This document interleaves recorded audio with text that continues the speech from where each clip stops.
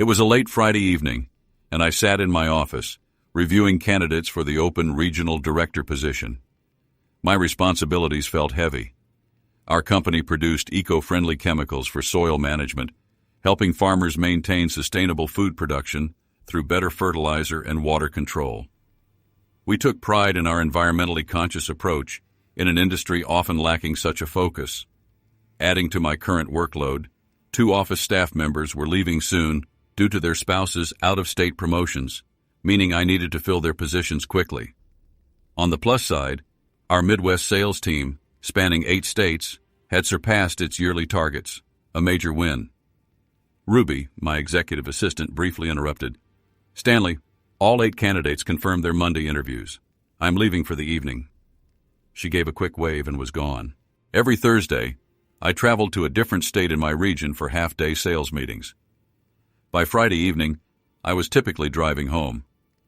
Mallory, my wife, used these nights for socializing, accumulating a hefty babysitting tab over the years. However, these trips were crucial for connecting with our sales representatives, improving their performance, and resolving any challenges. This direct engagement had paid off. We hadn't had a sales rep resign in 8 years, a near miracle in this industry. I just arrived back at the office to complete a few tasks before heading home. The company had suggested I delegate these trips, but I appreciated the quiet time they provided. Between Mallory, who always seemed to be in the loop about everything, and our 3 kids, the peaceful hours on the road offered a rare chance for reflection. Furthermore, I was budget conscious, and these trips saved the expense of a dedicated sales manager. Our eldest, Olivia, was graduating high school and heading to university in the fall with a full scholarship, a huge financial blessing. Sophie, our youngest, was 16 and preparing for her learner's permit. As a family, we were in a good place. Mallory and I had been married for 2 decades. She worked as the executive assistant for the district attorney, who had recently accepted a high-paying federal job. He was around my age, but a lifelong bachelor. There were always whispers about him, but I never gave them much credence. For the last 15 years, my parents had generously watched our kids every other weekend, giving Mallory and me much-needed time to reconnect. Their support was likely instrumental in preserving our marriage through tough times. With Olivia set to intern at a senator's office in Washington, D.C. this summer, that era was coming to a close, but it had been a tremendous help. A while back, my dad had purchased Ancestry DNA kits for all 3 of our children, with my consent. We sent them in, curious to see if any unknown relatives might surface. Olivia, ever playful, decided to keep the results a secret from her mom until they arrived, knowing they might take several months. This weekend, Mallory had planned a trip to Memphis for us to attend a concert at the Orpheum. We'd be back by Sunday. She always had a knack for creating special memories. I'd met Mallory during my senior year of college, though not in a particularly romantic way. I was selling snacks at a football game. Her father was on the medical team for the team, so she always had free tickets. That day, she was there with a date, and they started arguing over some minor issue. The argument escalated, and as she pushed her date away, he stumbled into me, sending my tray of snacks flying down the concrete stairs. I woke up in the hospital with my head bandaged. The doctor told me I'd needed 25 stitches to close a deep cut on my forehead, and that I'd been in a coma for a week due to internal injuries. Mallory, burdened by guilt, visited me every day during my coma, even meeting my entire family. As I began to regain consciousness, I saw a luminous figure, almost angelic, standing by my bed. It took a moment to realize it was Mallory, not a vision from the afterlife. Standing beside her was my then-girlfriend, Lindsay. I remember feeling disoriented and, honestly, a bit let down to see Lindsay. I drifted in and out of consciousness, and when I finally woke up properly, Lindsay was gone. Mallory remained steadfastly by my side throughout my recovery. Our relationship developed gradually after that, though it was never formally defined. 3 months later, we were married. I'll always remember how stunning she looked walking down the aisle, 5'8", with long blonde hair, captivating blue eyes, and a figure that drew every eye. By our 5th anniversary, however, Our relationship had encountered difficulties. We even briefly considered separating, but somehow we managed to stay together. One day, leaving Charlie's Bar and Grill, a restaurant more known for its bread roll tossing gimmick than its food, though it reminded Mallory of her mother's cooking, we had a conversation that unsettled me deeply. Mallory suggested I have an affair, explaining that marital norms were changing, and it might even improve our understanding of each other. I was utterly speechless. Her suggestion felt selfish, manipulative, as though she was giving me permission to hurt someone else for our own supposed benefit. I finally asked, "Why would you want me to cheat? Have I done something so wrong that you're hoping this will end our marriage?" The car was filled with a heavy silence. Mallory, usually so quick to respond, said nothing. After several minutes, I turned the music back on, but I couldn't shake the feeling that something was profoundly wrong. About an hour later, still on the road, and about 40 miles from home, she turned the music off again and apologized. "Stanley, I'm sorry. I think I've just been reading too many of those silly romance novels. I don't know what I was thinking." Then she turned the music back on, as if everything were normal. But the thing is, our kids and I knew she hated those books. They had been her mother's guilty pleasure, but Mallory had always dismissed them as trashy and beneath her. Her explanation simply didn't make sense. As we neared home, I realized there was one aspect of her life I'd never really questioned: her Thursday night outings with friends. It had always seemed harmless. On the rare occasions I was home on a Thursday, she'd skip her outing to be with me. But now, after that strange conversation in the car, I began to wonder if there was something more to it. Was she really going out to bars with friends? Was she involved in something questionable? By the time we pulled into the driveway, I was determined to get to the bottom of it. Later that night, after we'd settled in, I spent some time with my parents. They mentioned they wanted to talk to me privately the next day, hinting at concerns about Mallory and our youngest daughter, Sophie. I wasn't sure what they meant, but I agreed to meet them around 3 o'clock after my job interviews the next morning. I told Mallory I'd be at my parents' place in the afternoon, and she seemed fine with it. We were having a serious conversation after stopping at Charlie's Bar and Grill on the way home. The food was forgettable, but the place reminded Mallory of her mother's cooking. Out of the blue, Mallory suggested I consider having an affair. She claimed marital norms were evolving and that infidelity might somehow strengthen our bond. I was stunned. Her proposal felt incredibly selfish and manipulative, like she was granting me permission to hurt another person for our own gain. I couldn't contain my disbelief. "Why on earth would you want me to cheat?" I asked. "Have I done something so terrible that you're hoping this will destroy our marriage?" An awkward silence descended. Mallory, normally quick with a reply, said nothing. After a few minutes, I turned the music back on, but a nagging feeling of unease persisted.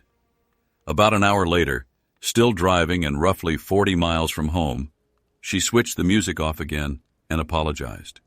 "Stanley, I'm so sorry. I think I've been reading too many of those ridiculous romance novels. I don't know what I was thinking." Then she turned the music back on, as if everything were fine. But my children and I knew she despised those books. They were her mother's guilty pleasure, but Mallory had always found them trashy. Her excuse rang hollow. As we approached home, I realized there was a part of Mallory's life I'd never scrutinized: her Thursday night outings with friends. They'd always seemed harmless.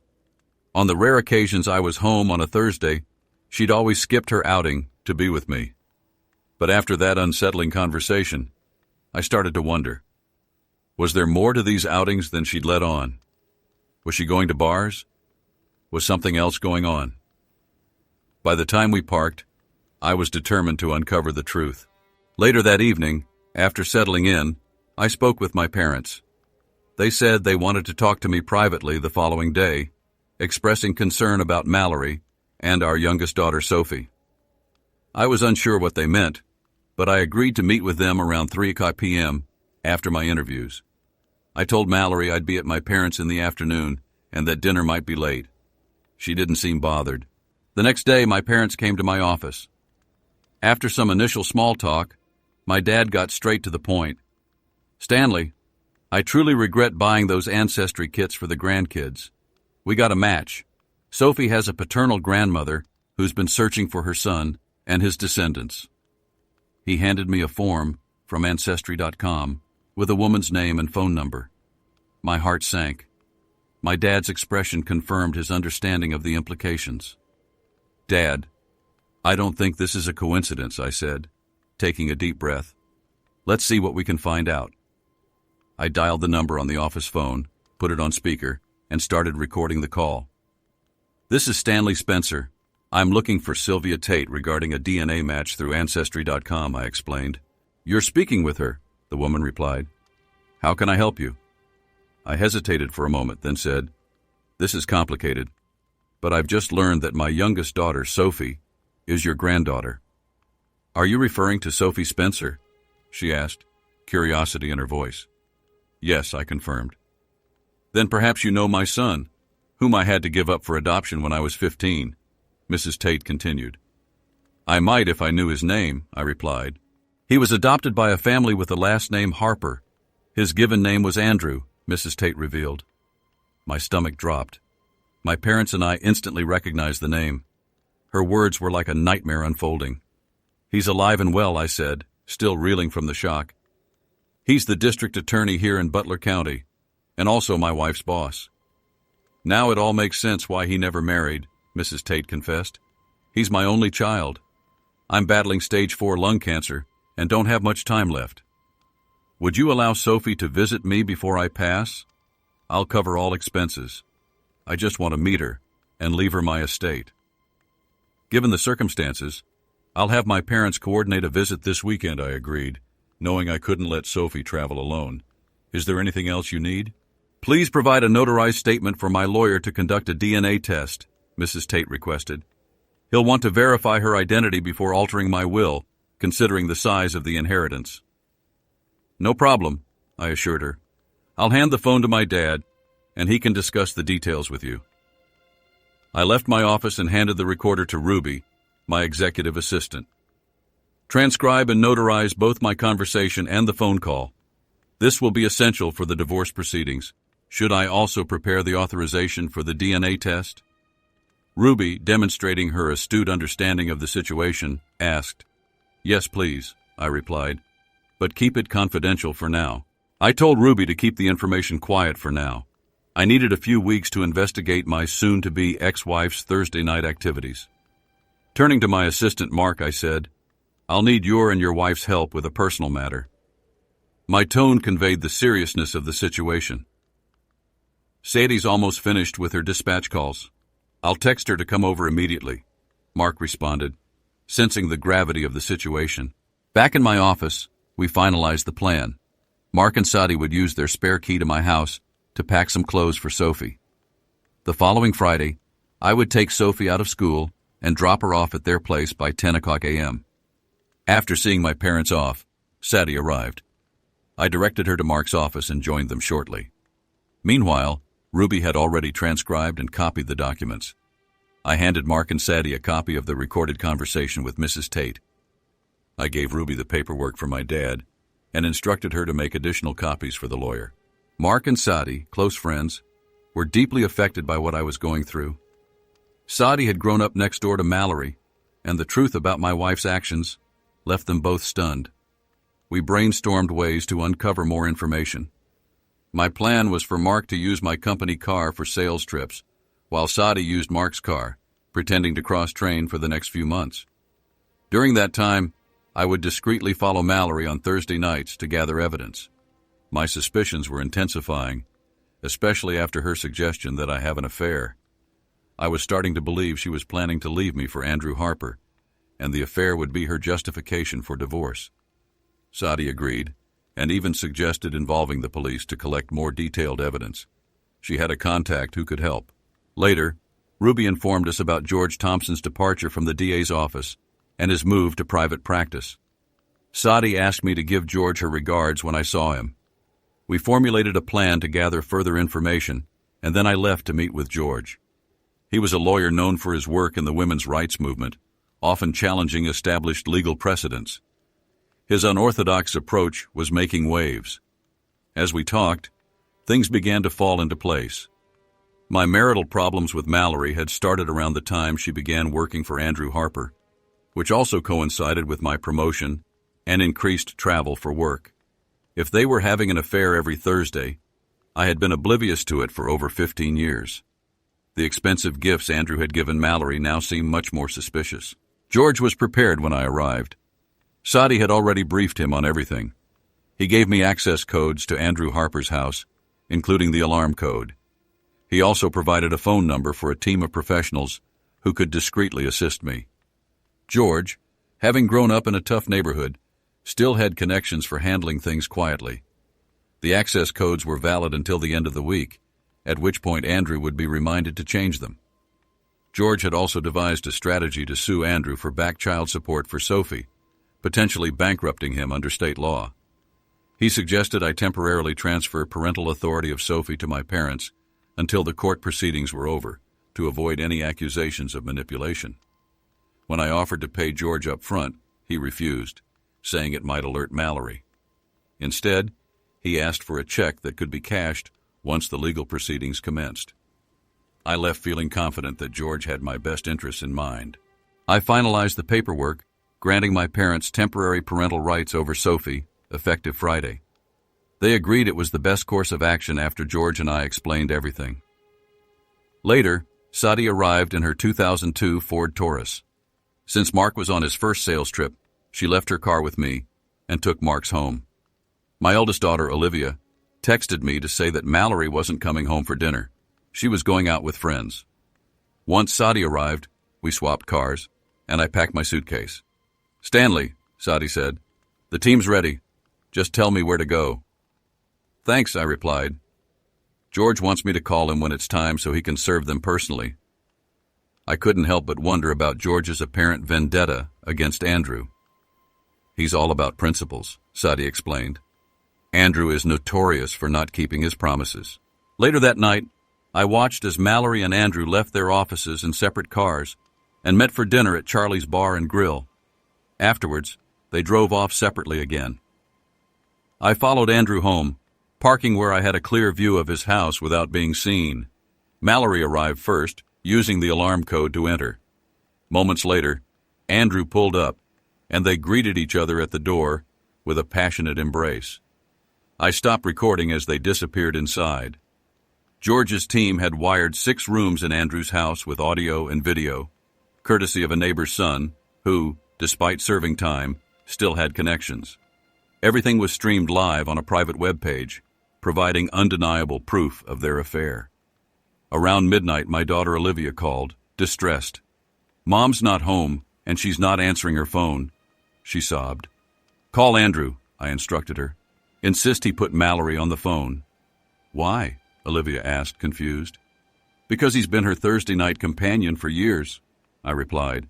"Over 16 years," I revealed, sending her the clip of Mallory's encounter with the police earlier that evening. Olivia quickly grasped the devastating betrayal. After sending the clip, I asked her to unlock the front door, as I was on my way back to confront Mallory. Meanwhile, George called to inform me he had served restraining orders on both Mallory and Andrew, barring them from coming near us. As I pulled into the driveway, Olivia opened the garage so I could park Sadi's car inside. "Olivia," I said, "remember the locksmith who changed the locks? It was all part of the plan." The plan had been prompted by the DNA test results, revealing Sophie's biological connection to Andrew Harper. Olivia was visibly shaken, and I held her close until she regained her composure. We retreated to the kitchen for privacy, where I played the recording of the car conversation Mallory and I had after returning from Memphis. It gave Olivia a first-hand understanding of her mother's manipulative behavior. "Why would Mom encourage you to cheat?" Olivia asked, tears welling in her eyes. "To deflect attention from her own actions, in case they were ever exposed," I answered. Ironically, her suggestion led directly to the truth coming out. Before we could continue, there was a knock at the door. A police officer informed us they had intercepted a taxi with Mallory inside. She had been warned about violating the restraining order and was forced to turn back. That night, Olivia and I talked for a long time. She was stunned that her mother had been having an affair for over 16 years. "How did we not see it?" she asked, struggling to process the revelation. I explained that it was easy to miss, given our busy lives. The kids were young. I traveled frequently, and I had completely trusted Mallory. Olivia nodded, realizing the depth of her mother's deception. "You were played, Dad," Olivia pointed out, highlighting the most painful part, that Mallory had exploited our trust to maintain her affair. As Olivia made coffee, the first rays of dawn appeared. Just then, I received a text from Mallory, urgently requesting to talk about something related to Olivia. I decided to respond after reassuring Olivia. I declined Mallory's attempt at manipulation, telling her she could continue her plans with Andrew Harper, but without the children.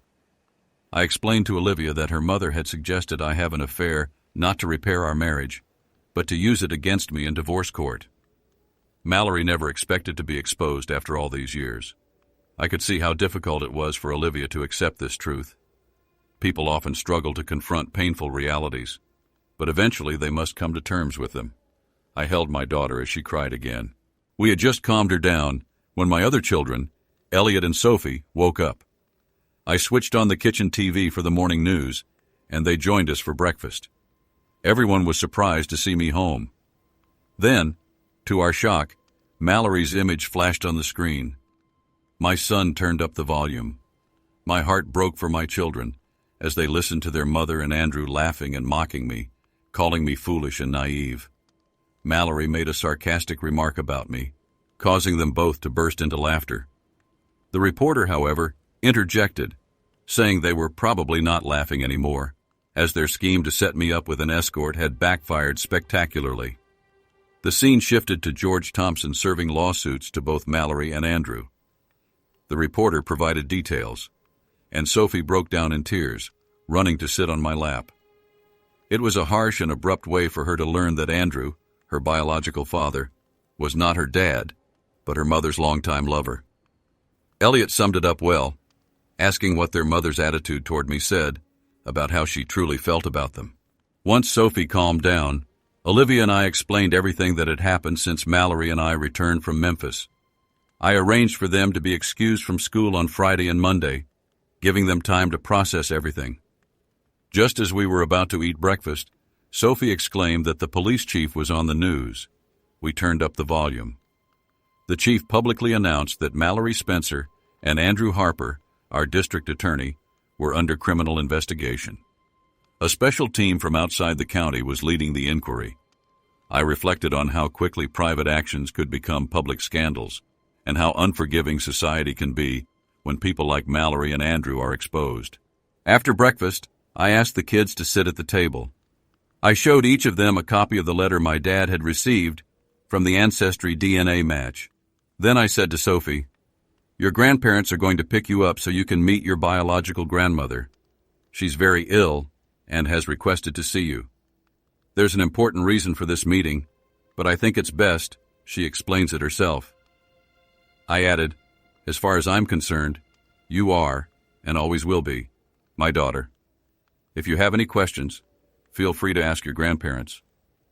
I then asked Olivia to help Sophie pack for the weekend while I called my parents. As the girls left, Elliot turned to me and asked, "How are you holding up, Dad?" I'm struggling," I admitted to Elliot, "but I'm doing my best to stay composed. Remember, son, if you're ever in this situation, as a father, you have to stay strong for the people who depend on you." With that, I called my parents to explain the situation. They said they'd come over as soon as they finished packing. They had about an hour before their flight. In that moment, something shifted in my relationship with Elliot. We connected in a way we never had before. The three of us watched as Sophie, the daughter I had raised, left with my parents to meet her biological grandmother for the first time. I prayed things would go well, and that Sophie would still see me as her father when she returned. Meanwhile, at the district attorney's office, the atmosphere was thick with tension. Mallory had gone to buy new clothes after having her car towed and the tires replaced.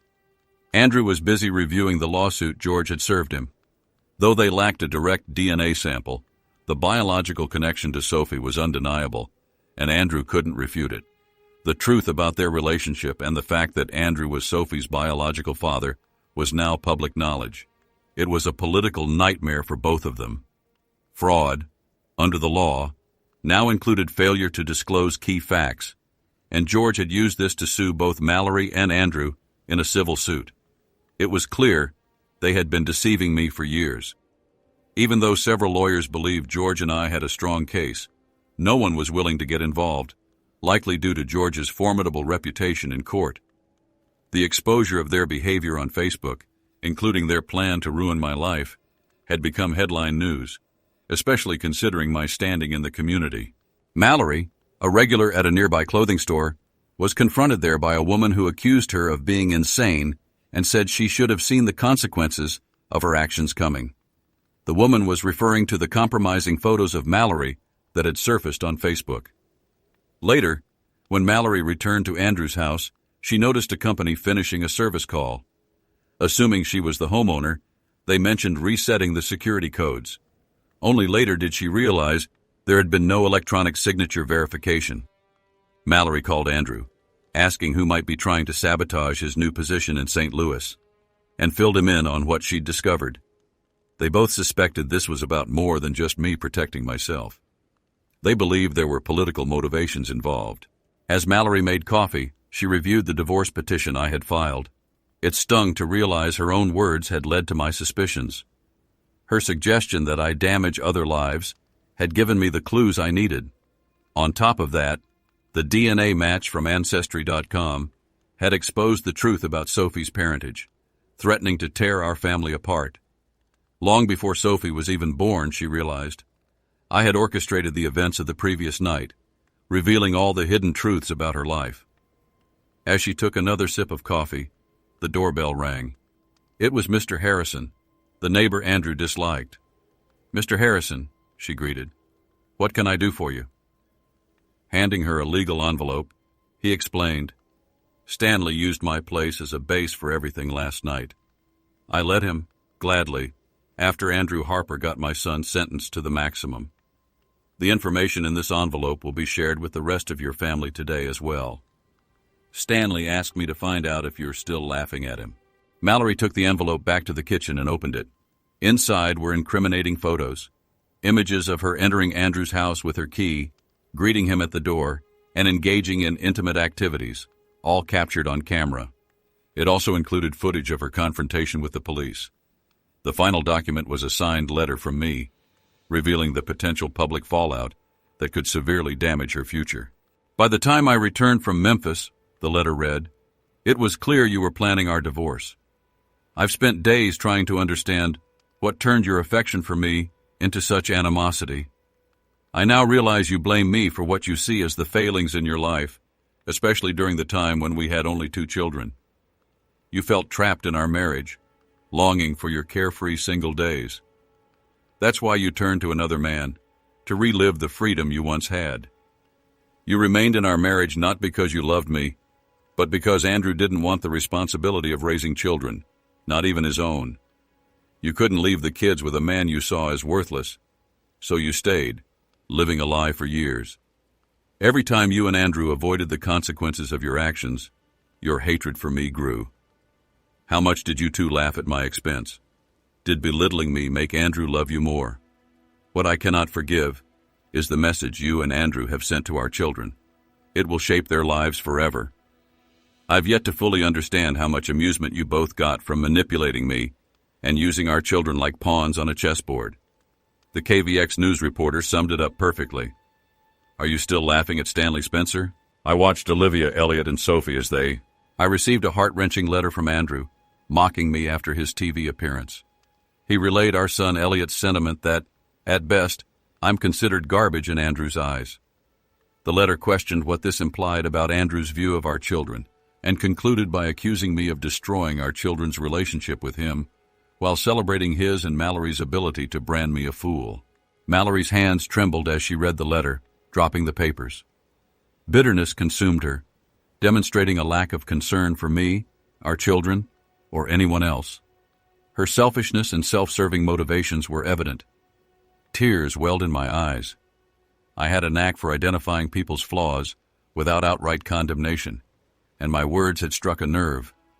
I recognized her actions as attempts to maintain her lifestyle, not driven by love. I also suspected Andrew had been pushing her to leave me and the kids long before Sophie's birth, but his new job accelerated their plans. Mallory's laughter had ceased. She knew I had exposed their scheme, and the consequences were unavoidable. It felt like a declaration of war.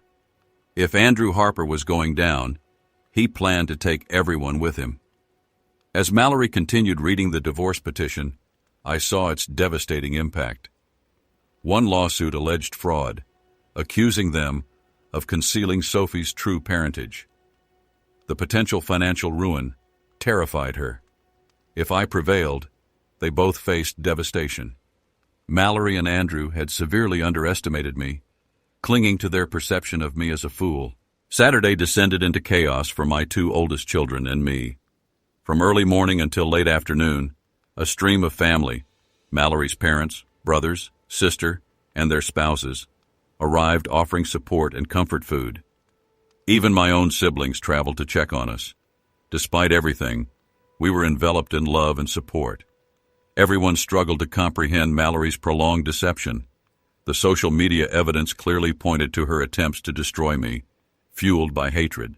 My father-in-law and I retreated to the back deck. He urged me to release the burden I carried, assuring me he would handle any further intrusions until I felt better.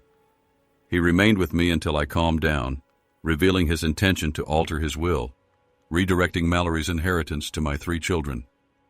He couldn't forgive her transformation. Later, my dad called to inform me that Sophie's meeting with Mrs. Tate had progressed well. Mrs. Tate had been compassionate and understanding, helping Sophie express her feelings. The lawyer obtained the necessary blood sample and spoke privately with my father about Andrew Harper. My dad shared our knowledge of Andrew's biological father, a man serving a life sentence, and how Sophie's birth complicated his inheritance. I reassured my father that George Thompson had taken legal measures to protect us from Andrew. That day overflowed with visits from both sides of the family, all offering support. My parents stayed at Mrs. Tate's estate with Sophie for the weekend.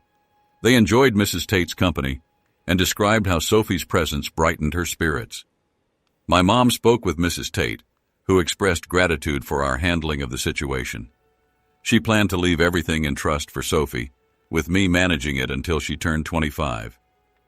Before concluding the call, I asked my parents to text me their ETA with Sophie so I could greet them upon arrival. I also messaged Sophie, expressing how much we missed and loved her. We finally had a chance to tidy the house before Mark and Sadie returned my car. I apologized to Sadie for the delay. She mentioned the police chief saw an opportunity to bring down Andrew Harper, collaborating with George, who had supplied potentially incriminating evidence. Mark described a tense atmosphere at the office, with many upset colleagues. Some had known about the situation for most of the week and were offering support. It had been an emotional roller coaster since Thursday night. The kids still struggled, so I decided to take Monday off. Sadie inquired about Mallory, but I hadn't heard from her since Thursday night.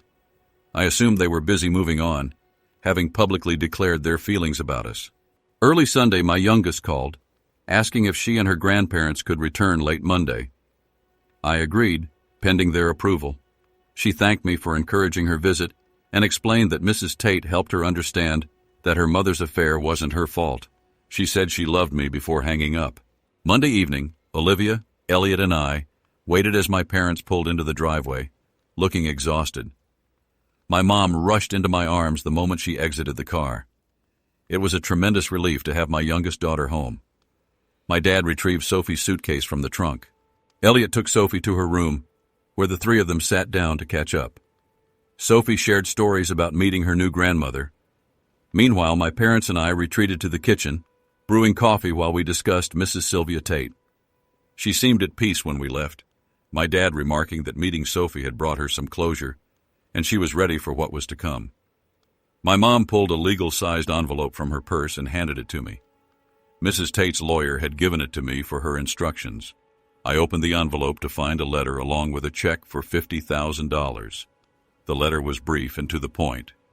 Mrs. Tate thanked me for honoring her request and mentioned how she had lived longer than expected since our first contact. She confirmed the DNA connection and commended me for how I had raised Sophie. She asked me to use the funds to help my family get through the tough times we were facing and to stay true to my values. I let my parents read the letter, and we reflected on how we might have helped fulfill someone's dying wish over coffee. I filled them in on everything that had happened while they were away. I told them I believed the worst of the emotional storm was behind us, and we could finally start getting back to normal, starting the next day. The rest of the week went relatively smoothly. All things considered, Mallory tried reaching out to each of our kids by phone, but they rejected her attempts to reconnect. Meanwhile, corporate headquarters was pleased that I had finally stepped away from managing the sales meetings, and they began searching for a new sales manager, something they hadn't done in over a decade. As I sat in my office reviewing the monthly sales figures, Ruby walked in looking concerned.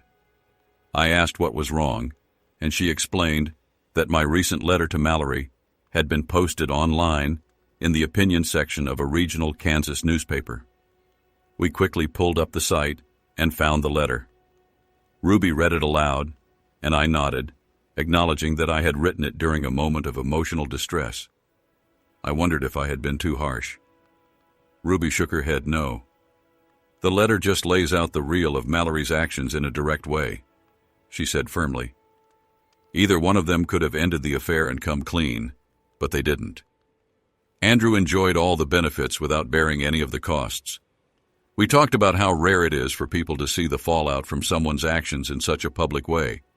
Ruby, having gone through her own divorce, said the letter served as a reminder of the pain people go through before finding peace. Then she pointed out a comment on the site from a longtime feminist highlighting how Mallory and Andrew's actions had set back the movement for AAL and empowerment. Later that night, Mallory and Andrew went to Charlie's Bar and Grill for dinner. It was a busy Friday, but they were surprised to find the place unusually empty. When they asked the waitress why it was so quiet, she explained that people were waiting but they refused to be seated near them. Likely most had read the letter I had written to Mallory, now posted on the newspaper website. Feeling uncomfortable, they quickly asked for the check and left as they exited the restaurant. Mallory spotted her parents at a nearby table waiting for their meal. She walked over to greet them with Andrew trailing behind her. Her father, without turning to face her, said coldly, "Mr. Harper, I suggest you take your mistress and leave so my wife and I can enjoy our meal in peace." Mallory left in tears, finally understanding that there was no going back. She would have to live with the consequences of her and Andrew's actions for the rest of her life. Back at Andrew's place, they checked the newspaper website and saw the public's overwhelming disapproval. Their actions had significantly shrunk their social circle. On another front, I sat in the passenger seat of my car, watching as Sophie drove us to Wichita, Kansas. We had received news that her grandmother Sylvia had passed away, and we were heading to the airport to catch the private plane provided by her estate. Sophie was deeply affected, having grown close to her grandmother through their frequent phone calls. Olivia and Elliot had been incredibly supportive, bringing us all closer. They had even started urging me to start dating again, but I was hesitant. Meanwhile, Andrew and Mallory had relocated to St. Louis. Andrew was allowed to start his new federal job early, as the county was eager to get rid of him after paying over $45,000 in questionable expenses. They moved into a small two-bedroom apartment, facing the reality of a potential bankruptcy due to the civil fraud lawsuit under Missouri bankruptcy laws. They were only allowed to keep $1,000 each. Our divorce had been finalized under state law. Mallory was required to pay child support for our kids while they were still in school and cover 50% of their living expenses if they chose to live on campus. The civil trial for fraud was scheduled to begin in 2 weeks. My kids still refused to speak to their mother, and her side of the family had distanced themselves from her. She had learned the hard way that people only tolerate so much before they walk away for good. Sophie had been forced to, Sophie and I attended a state-mandated meeting with her biological father, Andrew, and her mother's side of the family. It didn't go well. Sophie told him in front of child service representatives that both he and her mother were dead to her.